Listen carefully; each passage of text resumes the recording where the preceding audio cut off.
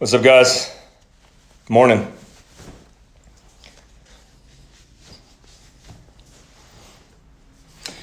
Morning, guys. Good morning.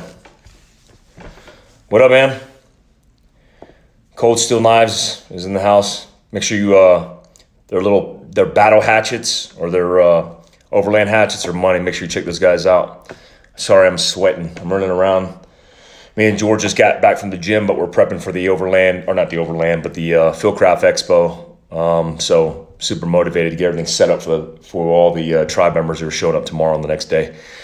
Hey guys, I want to take this time and talk about the last post that I posted because I want to make sure that I educate people on what's advertised in the news versus kind of the reality.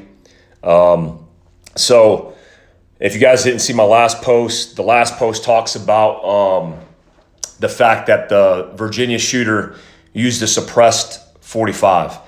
And so first, let me lay out the events that happened last week in Virginia Beach at a public works government building when an employee, which I won't say his name because I don't want to memorialize or glorify his name in any way, but a gentleman who decided to commit a mass shooting and an act of violence. What he did was he showed up to work. He actually sent an email to his chain of command and advised them that he would be resigning. He put in a letter of resignation.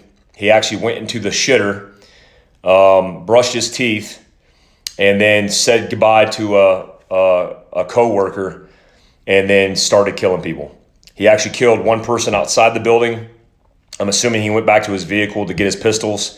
He used a 40 cal and a 45, I believe 2 pistols that were legally purchased, and then went in.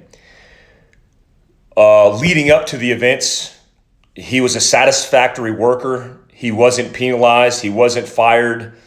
Nobody seems to have any bad things to say about him as a distraught worker or somebody who was a mental health concern. In fact, he was known for buying candles for people in his company on last Christmas and was known to be a good guy. He walked into the facility and he wound up killing, I believe it was 5 females, 7 males who were all victims, 12 total. And then was eventually killed in a gunfight between police where he was mortally wounded behind actually a closed door where they were exchanging gunfire between a closed door. 4 officers who initially got on the scene immediately identified, and I just confirmed this to a report, immediately identified the shooter, and then got him locked down on the 2nd floor of a building. So first of all, let me illustrate a couple points. One of the points is, 1, mass shootings, according to the FBI, are any shootings that are 4 or more shooters, or 4 or more victims.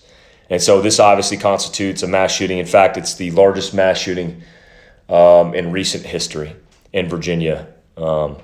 So one of the things that were noted this morning that I posted on Fieldcraft Survival was the fact that the doors that use a key card, essentially that scans an RFID and unlocks the door, officers weren't able to get into certain parts of the building because they didn't have access, because they were the first responders showing up to the scene and obviously couldn't coordinate with a security officer to be able to get access via card to get into certain parts of the building, which set them up for failure in a couple of ways.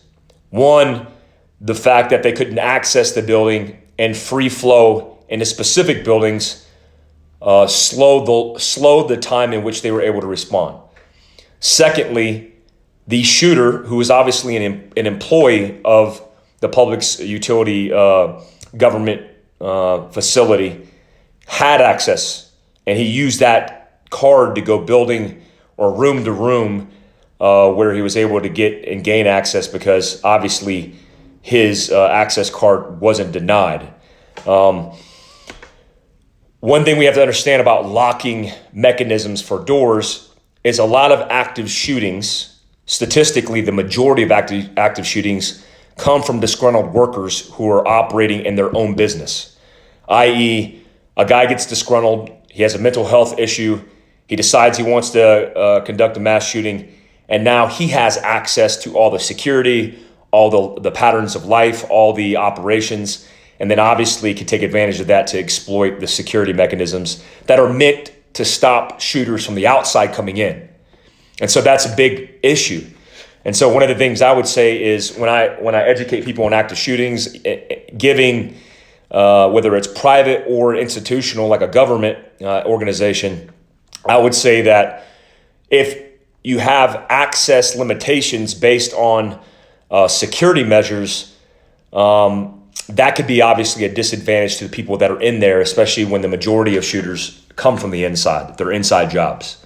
And so I don't like the protocols unless there's a specific security measure that's protecting classified information or sensitive material that utilize that particular method, especially once you breach internally into the building. That's why physical security is often better than technical security in some aspects, especially when it comes to mass shootings. Also, I'm not a big fan of protocols in massive shooting attacks whereby they lock all the doors as a protocol, as a measure of security. Now, when you're protecting children in schools, I will tell you that protocol is better than no protocol, meaning leaving the doors unlocked as opposed to the teacher locking the door internally to protect their children. I agree with that, especially in the sense where the teachers aren't armed. Now let's talk about the post that I did on my personal account on here that talks about suppressors. One, they're often referred to as silencers. A silencer does not silence the gun from combusting, and it does not make it silent or quiet. And it's funny, in doing a little bit of research on the media's perspective on what silencers are, a lot of people in the media often believe that suppressors or silencers do that. They make the guns quiet. I remember operating in Iraq with the Navy, and we were doing joint operations with Navy SEALs, and the Navy SEALs had Mark 23s, HKs, large 45 ACP HKs, and they had suppressors on them. And I remember the first time in combat, so young guys who never knew what those guns were capable of were trying to shoot out lights before we were going to do a surreptitious entry into a building, meaning we were quietly approaching the building, and then they were shooting out lights because they didn't have the ability to unscrew lights, meaning they couldn't reach it, and so they would just shoot it. And they thought the cans on those guns were quiet and that nobody would hear it. Well, first couple ops that we did that year, they broke the shots and then compromised the assault, meaning everybody knew what the hell was happening. And so we had to do a hasty assault because we were soft compromised, meaning dogs were barking, lights came on, and so we had to conduct the assault. So it's absolutely correct. It's not like the movies. Here's how it works. A bullet that travels at the speed of sound, which is over 1,000 feet per second, it's actually 1125, but the feet per second has a few variables, and that's typically atmospherics, like relative humidity and altitude density or pressure. And so even ambient temperature.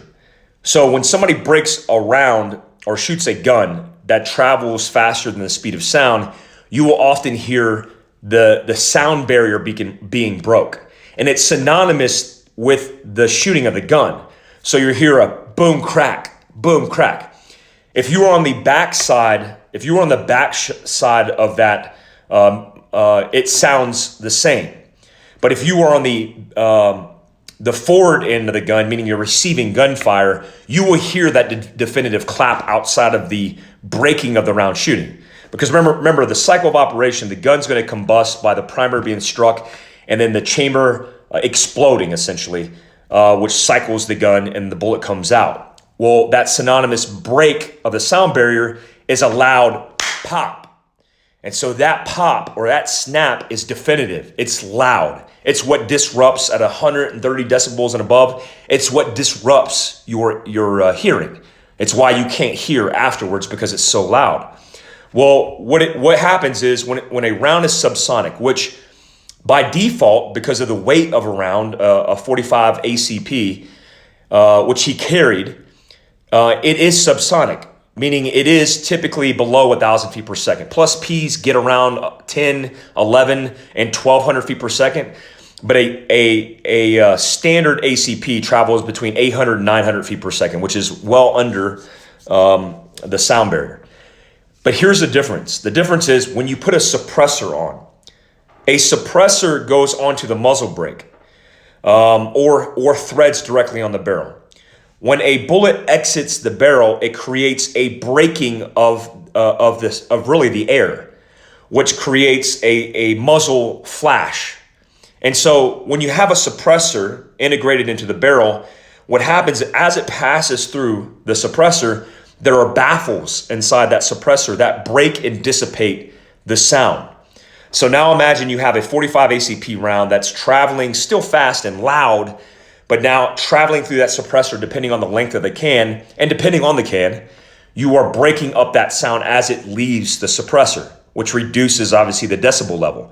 So a 45 ACP is going to be below the speed of sound, which is not going to have the definitive pop. And then as it breaks through the suppressor, it's going to reduce and dissipate the decibels or measured sound that you hear.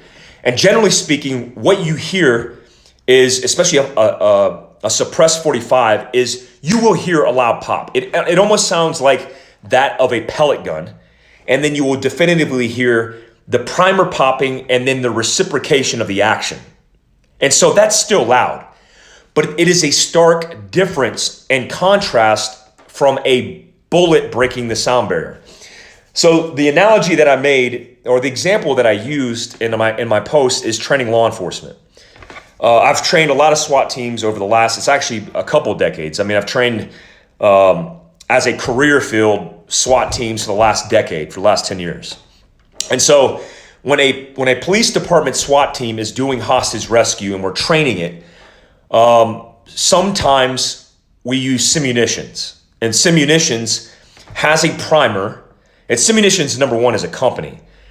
Simulated rounds would be the saying. But simunitions actually has, I just graduated from OSUT today. Congrats, man. Congrats, Jim. I'm fucking proud of you, bro. Congrats. That's good fucking news. So when you shoot an actual simunitions round, which is basically powdered, it's almost similar to a detergent that makes a mark on you, but it has a plastic round on the top of the projectile of the round.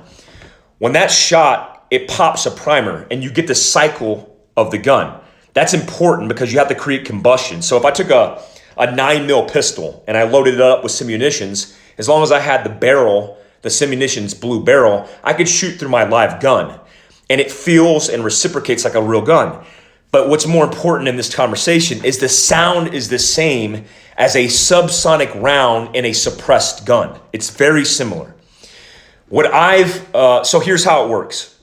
When a SWAT team is going towards the crisis point is where the shooter is. So if a shooter's killing good people, I'm not going to clear every room leading to the crisis point. I'm going to do a hasty clear. I might stick the barrel in the room and bypass it just to get to the crisis point to reduce the amount of casualties because every millisecond lasts. Every mass shooting above 4 casualties lasts within 12 minutes, a span of 12 minutes. And so every second does count. So the reason I tell you that is because when you're shooting simunitions, and the way I do it is I initiate what they perceive as a gunfight. And so I'll break off rounds in the room, the back room of a building, and they have to find you. Yes, it is not difficult to go to sound, to move to the sound of gunshots. But I will tell you that if a guy is shooting suppressed with a 45 already subsonic round with a suppressor in a can, it will be harder to identify where that shooter's at. One, you have the echoing, which if somebody shoots a normal pistol, or let's say they're shooting a rifle with a muzzle brake, you will have the gas that comes off that. And not only do you get a breaking of the sound barrier, but you get the echoing off the walls. And that is very definitive in sound. I've moved to the sound of gunfire in real life and in confined spaces, and it is very, very definitive. Now, I'm not saying that it potentially is going to give the shooter a distinct advantage, because here's one of the caveats. One, most active shootings, cops arrive hastily, and unless they're on a SWAT team running omnidirectional ear protection, they're not going to have ear protection on. And so when they show up to the scene, it's going to be easy for them to differentiate between somebody shooting and then no noises at all, even under stress. Even under mild auditory exclusion, under stress, they're going to be able to hear where that's coming from. What I'm saying is, when you put in doors and barriers and obstacles in between you and the shooter, it will get more complex as to identifying where the shooter potentially is. Now, did that give the shooter an advantage? More than likely, the answer is no, because it sounds like the officers identified them faster. They identified them fast when they arrived on the scene. What made it more difficult is the protocol of locking doors and having only an access key card to be able to access and unlock those doors, which put people at a huge disadvantage. One, people flowing room to room were at a disadvantage because they had to use a key access card under stress. And we talk about this all the time. If you're under stress, doing basic shit is difficult for people who aren't acclimated to stress or who don't operate in stress. And so it's very difficult. The next thing I want to talk about is the protocol for an active shooting, which is run, hide, fight, according to the U.S. government, the federal U.S. government. Run, hide, fight. So yes, running or fleeing will give you an advantage. But the problem that I have with this is, in the absence of context, when people are given acronyms to execute without the understanding of the context or advantage or disadvantage behind the tactics, they do what they're told. It's what happens to privates in the infantry when they're following battle drills in an immediate action. React to contact, react to ambush. They're following an acronym. And so without an explanation or thinking outside the box, they will not be able to think for themselves. So let's say you're somebody and you have no experience operating under stress. You've done no tactical training, and you are very stressed out because you've never experienced anything like this in your life. And then you follow the protocol in your head because you were taught in a 15-minute block of instruction by some, OS, Office of Security rep in your company. So you run, and then you run to a point in which you find a good place to hide because you're looking for a hide. And you find a closet, you go in the closet and you shut the door behind you. And let's say you're not in close proximity to the shooter, where you had the opportunity to flee, but you didn't because you're following the protocol. And then the explanation is, I'm assuming when confronted with the absolute worst case scenario of coming face to face with the shooter, you fight as a last resort. That, to me, by protocol, by understanding, has set a lot of people up for failure. Now, this isn't like a school, right? Where a school has children, and the children follow the direction of the adults. And so if the adult is switched on, they will get direct guidance, and they might run, hide, barricade themselves in a room, and then collectively put themselves together to barricade the door in order to survive.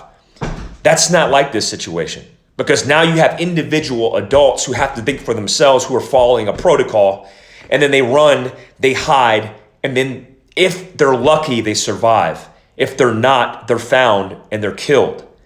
A lot of active shootings involve shooters who are hunting victims, meaning they understand the layout of their workplace.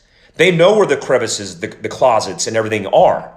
So when they go from room to room, they're going to the places where people would hide. And then they're killing people with no discretion. And so that's a problem when you run and hide, because you are allowing yourself to be to survive that situation based on the actions of the shooter, not based on the actions of yourself, which I believe will set you up for failure. When I do active shooting courses, I develop an acronym called OFF, which is number one, you have to observe. A lot of people in active shootings that don't observe. I've seen this in active shooting courses that I've ran. When you hear gunshots and you go, is that a shooter? And then you freak out, you go into fight or flight and you just run.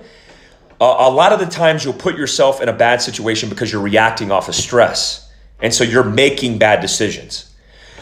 If you take a moment to observe, meaning stop, look, and listen. We call it SEAL, stop, look, and listen, which is an observation tactic that we do in special operations and in the combat arms and the infantry as an SOP, a standard operating procedure, where if we get off of a vehicle or if we do a halo infiltration or if we go into an unknown environment, and it might be an urban environment, we stop for a moment in time and use our senses to gather information to make a better decision. Yes, a tactical pause.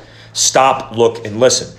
And so what I want you to understand is when you stop, look, and listen, and you are making that tactical pause, you are taking the time to observe and assimilate information to be able to make a better decision. And so giving yourself a couple milliseconds, a couple seconds. What's up, Johnny? I miss you, man. Taking the moment to make a better decision might set you up for success. Let me give you the example. Let's say you are in an office and you're in the office and you're typing on a computer and you hear something that sounds like gunshots. So your protocol is you've thought about this before. So you have a place where you're going to rendezvous that you've determined that's going to be a safe site. Let's say it's the Starbucks across the street.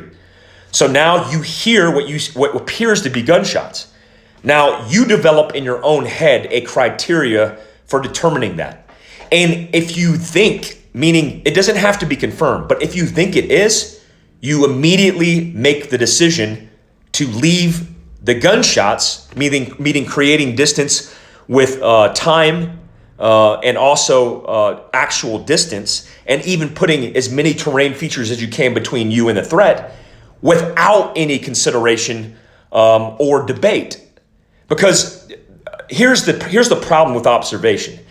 Curiosity kills the cat.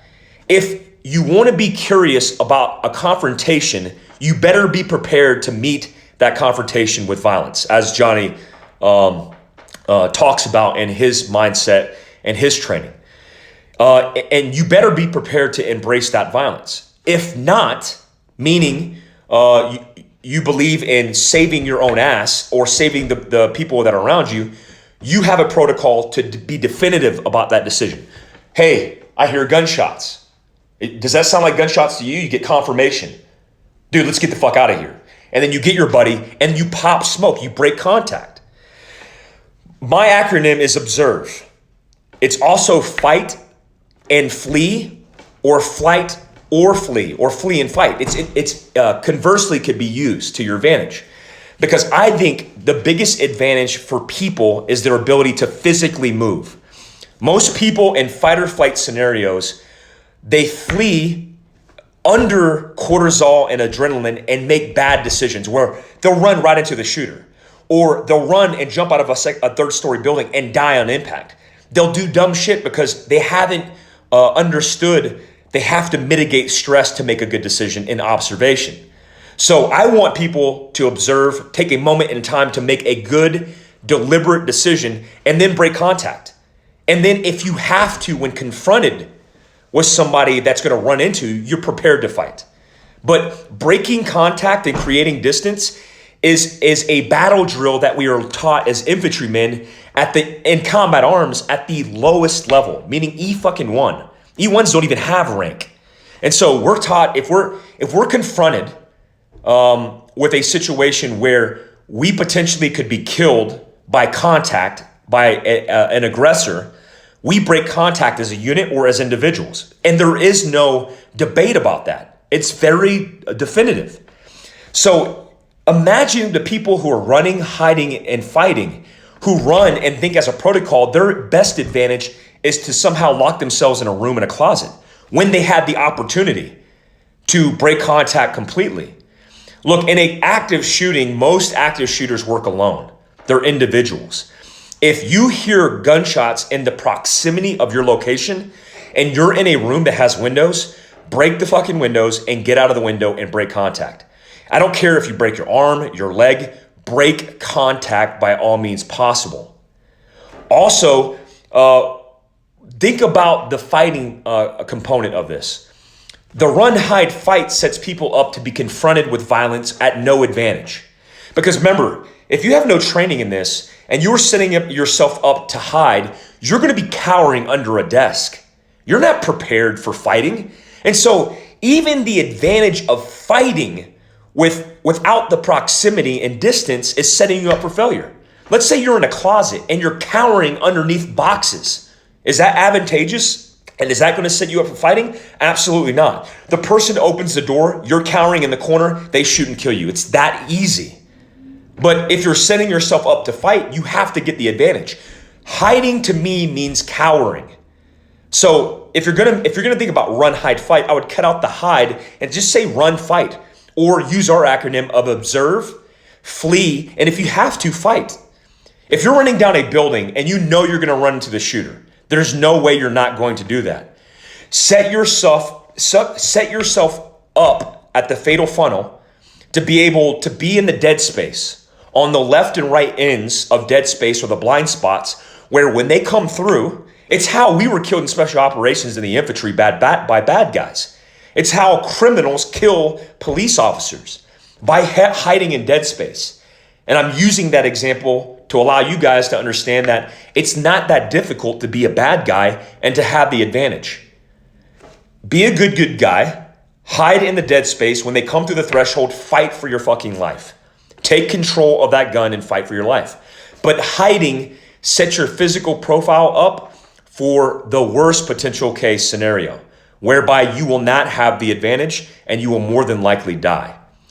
Lastly, I will just tell you in the observe, fight, and flee, or flee and fight, if you have the ability to defend life, including your own, I will tell you that it is an advantage, not only for you, obviously, to take control of that situation, but you should do that as a social obligation. Number one, here's what I carry, guys. I carry this fish pond fly fishing bag. I carry this around me because it's a fly fishing bag, and where I live, it's not very difficult to see people roll around and use this bag, and it doesn't stand out. But I have access to everything I need. I have my med, I have my Fieldcraft survival kit, I have my Tri-Arc Glock 43, and I'm prepared to fight for my life. And it's low vis, exactly right, Trav. So when I'm carrying it like this, look, it sits on here. I got access to a tourniquet. I could turn it here and then run it like a chest rig where I could fight for my life and defend my life. This is super important when you're setting yourself up to reduce your signature in low vis environments. You don't want to broadcast to anybody. I don't care if your workplace has a policy for no concealed firearms. You're a fucking American. You have a Second Amendment right. As long as you're not being an asshole about it, as long as you're not displaying it, as long as you're not boasting about it, keep it tucked somewhere inside your MERS, your suitcase, your purse, your bag, somewhere on your person where you could defend life. Look, the bottom line is, even in this situation, the active shooting itself, where the guy murdered all those people, did not last long. The average active shooting, according to the FBI statistics, lasts less than 12 minutes. According to the same statistics, the average first responder can get on scene in about 15 minutes as an average. And that goes to infinity, depending on how rural you are. That goes for traumatic injury, treating trauma, defending your life. You are your own first response. We have a couple courses I just want to highlight, guys. One, TCCC. You guys have been asking us for tactical combat casualty care. Kevin Falk of Devil Dog Consulting has offered to come up here and teach a certified course in tactical combat casualty care, which is the things that you need to be educated on when trying to save your life or your family's life with severe trauma, traumatic trauma, gunshot wounds, not lacerations, but things that are going to be puncture wounds that are going to be potentially save your life, and then applying a tourniquet. This is a certified course. It's August 17 and August 18, two separate courses that you're able to take, either the 17th or the 18th. We also have gunfighter pistol and carbine courses that are all year round on fieldcraftsurvival.com. Darren, we'll see you at 5 hours, man. This weekend, for example, Darren, our household combatives instructor who's teaches with Raul Martinez, our combatives trainer, will be here Saturday teaching combatives to everybody. I'm sorry, tomorrow. Be here tomorrow teaching combatives and how to defend yourself physically when confronted with these kind of things that we're talking about. Also, we teach the fundamentals of gunfighting, which gets away from the smoke and mirrors of bullshit that a lot of people teach when they integrate marksmanship into combat fighting or fighting for your life with a pistol or carbine. Also, we have a sold-out overland survival course that's sold out July 13th, but we'll get another date on the calendar. And we have our first long gun course for law enforcement and military July 20th. Hey, I just want to say thanks for tuning in. Look, my last post wasn't meant to stray or spin media. I want to get your guys' feedback on education. In fact, when I see and post things like this and I get inconsistencies in people's ideas, I want to shape your mind with education and provide a soluble solution instead of just bullshit. And I'm not the subject matter expert, guys. I have a career field in special operations that was a life experience for me, but I'm not the subject matter expert in everything. I have civilian buddies that I surround myself with that know a lot more than me in a lot of things. Some of these things I have more experience in, but I'll share that experience, but don't think it's the definitive answer. What I would do is take my information that I'm disseminating to you and take other information from other people and then make your best judgment and inject that and implement that into your lives. So thanks for tuning in, guys. Fieldcraftsurvival.com, fieldcraftmobility.com. Make sure you guys use Mike to save 10% as always. Appreciate you guys. I will share this for the next 24 hours and I'll also save it so I can put it on YouTube if you guys are interested in watching later. Love you guys. Thanks for all the support. Stay alert, stay alive, guys.